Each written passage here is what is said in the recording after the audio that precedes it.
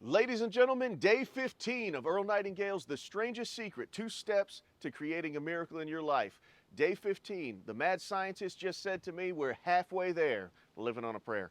Either way, I know that I was talking to him about, I have a problem with giving up around the day 7 mark.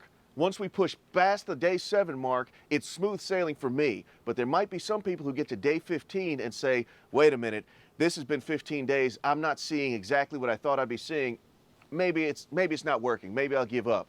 Do not give up. Get out your goal card, read your goal, get it into your mind.